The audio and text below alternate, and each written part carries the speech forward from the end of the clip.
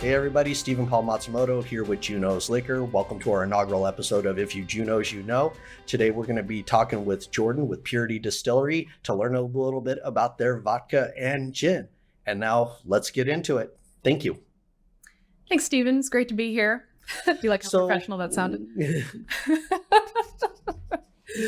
Yeah, it's like, thank you. It's like, I appreciate the levity. It's like, we want this to be fun for everybody. This is meant to be educational. So, hey, tell me a little bit more about Purity Distillery. How did you guys get started? What makes Purity different in the vodka gin space than, say, a Smirnoff or a Tito's? I am so glad you asked. This is my favorite conversation to have. So Purity Distillery is out of Sweden. We are an organic, sustainably sourced, family-owned brand. Owned by the Tonnesons. They're a very entrepreneurial family. They have their thumbs in a lot of different things. So Purity really is their passion project. And what really sets us apart is the number on our bottles. You'll notice they vary every year. Yeah, I was going to ask you about that. It's like there's numbers on all the bottles. Can you help us? What do those mean? How do those relate to the consumer? So you'll see we have everything from 17 to 51. That is the number of times distilled. Okay. Yes. If you are familiar with vodka or gin making in any way, you'll know that the number of distillations is more significant than the average brand lets on. So we do not filter any of our vodkas and gins. And the significance of that is a smoother, higher quality product. So everything from 17 times distilled all the way to 51, the more times something is distilled, the more times it smooths out. So we also have a very unique way of distilling because we use a copper still it's the only one in the world. It is entirely unique. And that is what distills our vodka and gin. And it's the copper contact in a prolonged way that is really significant here. So copper in and of itself is kind of like its own purifier, just naturally. And so in these long hours in which the distillation is occurring, not only is it purifying the product, but it is also imbuing it with its own characteristics. So if you taste our vodkas and gins side by side, you'll realize just how different they all are. And it's all because of the amount of times they've been distilled, which I think is really awesome and very interesting. Nothing has been added. Very cool. Well, later in the episode, we're going to be making one of your signature cocktails, a Purity Dirty Martini. Yeah. In researching for the episode, I had no idea that the Dirty Martini dates back to the 19th century. I had no idea it was that old of a cocktail. So, like, what other weird martini facts are there?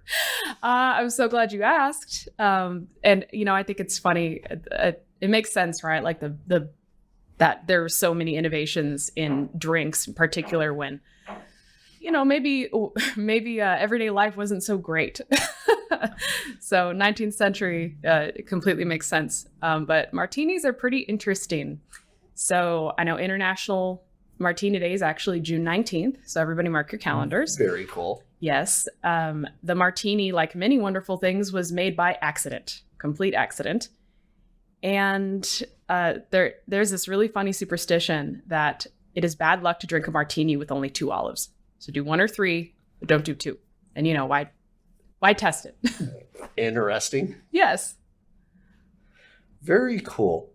Well, what other, you have the vodkas and the gins. What other products are in the pipeline? Or are we strictly sticking with vodka and gin at Purity, or any interest in venturing into other distilled spirits? I know bourbon is really popular right now. So our master distiller, Mattias Tonnesson, is an innovator. He is like this big picture guy, big dreams. So I think in his brain, at least, there's always something new going on, always something ready to happen. We are coming out with a citron later this year, which I am so excited about. Okay. Because we only have one flavored option right now, our Mediterranean citrus vodka. So a citron is going to be an excellent addition to the lineup. And I also know we're experimenting with some different sizes. So we'll have the 750 ml, we have a 1.75 liter, and we're going to go into, and we have the 50 mils, like the little shots. Yep, the airplane bottles. Yeah, Everyone right. loves those. The vacation bottles. And we're also looking into a 375 size, just like one of those little pints you can. Okay. Yeah. Well, I mean, the bottle design is beautiful. Thank you. It'll be interesting to see if they go with an off-the-shelf option for any of those smaller sizes, or if they continue with holding the brand identity with those bottles. So. Yeah, they look beautiful on a back bar, especially a home bar. A very eye-catching design, which again, I can't take credit for that. I just work here. There we go. Well, great, Jordan. Well, thank you so much. And I'm looking forward to the cocktail demonstration. So folks, stick around. We're going to have that coming up here in just a moment. And thank you for tuning in for our initial episode of If You Junos, You Know. We'll be right back. Hey folks, Stephen Paul Matsumoto. Thank you for tuning in to If You Junos, You Know. I'd like to take a moment to thank some of the folks behind the scenes that make this possible.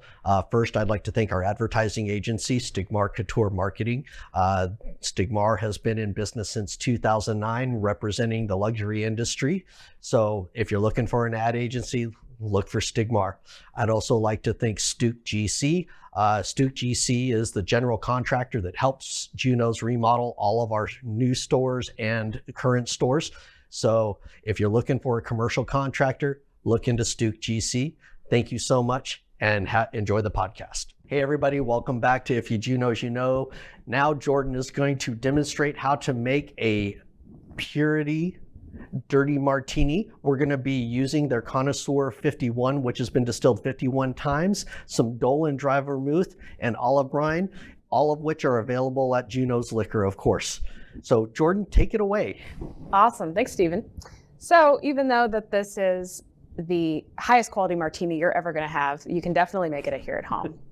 So you can make martini with gin or vodka. As Stephen mentioned, today we're going to be using our Connoisseur 51 vodka, distilled 51 times from winter wheat and malted barley and fresh spring water. This is our labor of love is how I like to put it. It really is excellent.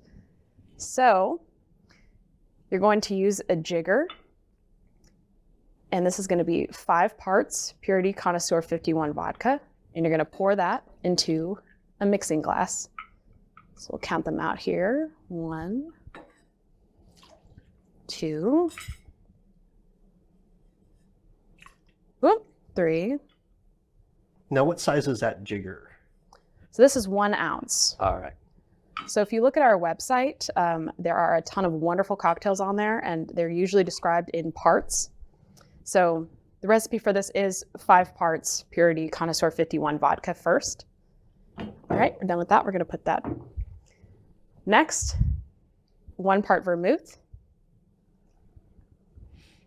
And we want to use a dry vermouth for this, right? Not a yes, excellent point. Okay. Do not use a sweet vermouth. I don't know what will happen. The world won't end, but it won't be as good. All right, next we're going to do 1 part olive brine. And for you Texans, if you want something a little spicy, you can replace that with jalapeno brine. And it is leaking all over the place. Uh-oh. I know. That's going direct to the bloopers reel.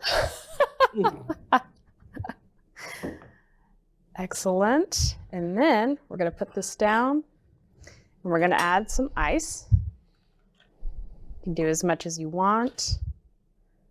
I'm just going to do 3 ice cubes here. Now I notice you're missing the top on the mixing vessel, so this is a stirred martini, not a shaken martini. Yes, this is a stirred martini.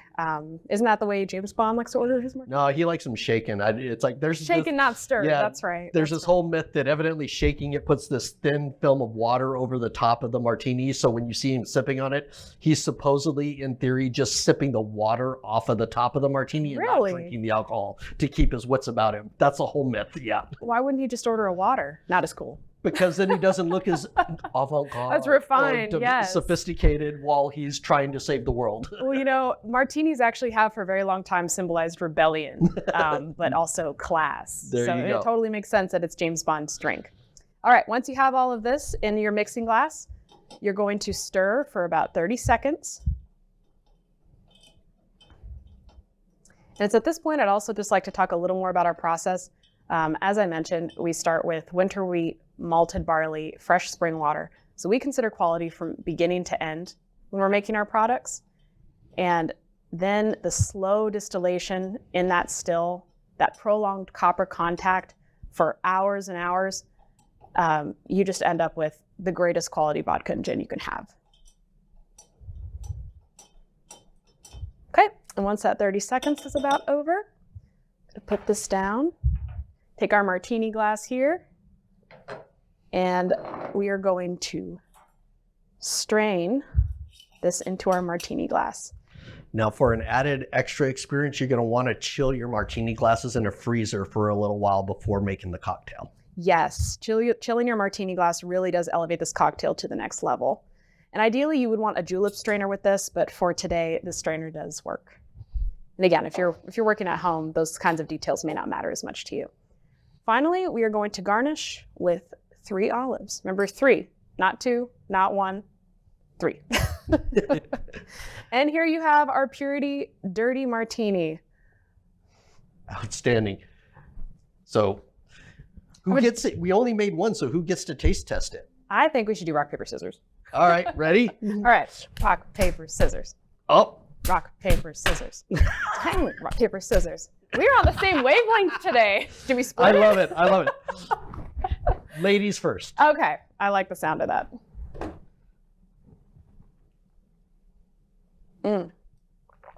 Yes, that is just awesome. See, I love my job. I can drink at 12 o'clock and call it market research. There we go. Awesome. Well, folks, thank you again. We've got one more segment coming up where we're going to talk about some regulatory issues that are affecting small independent package stores like Junos.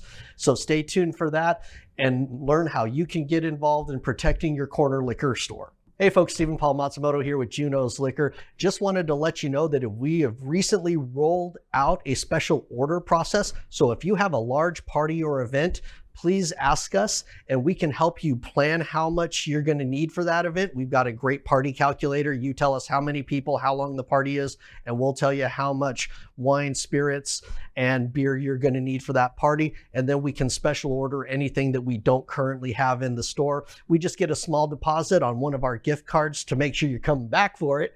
But anyway, we want to be there for you for all of your special life events. So ask one of us at the store how you can special order for your large anniversaries, weddings, birthdays, corporate celebrations, what have you. Thank you so much and have a blessed day. Hey everyone, welcome back to If You Junos, You Know.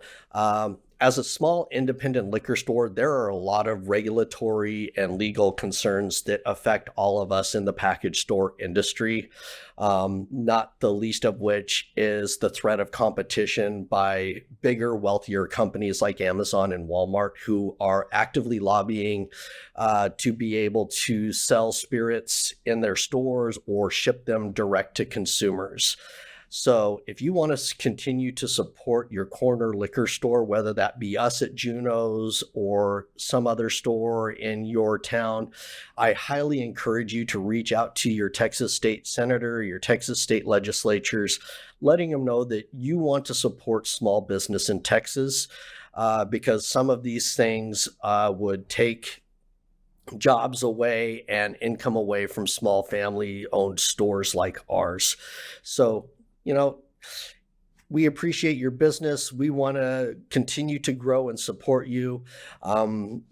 But we can't go to battle against companies like Amazon and Walmart just because of our size. So we need your help to help keep your mom and pop corner liquor store in business. So I'd really appreciate if you guys would take a couple of minutes, reach out to your state legislatures and just say, hey, we want to empower small business and the American dream here in Texas.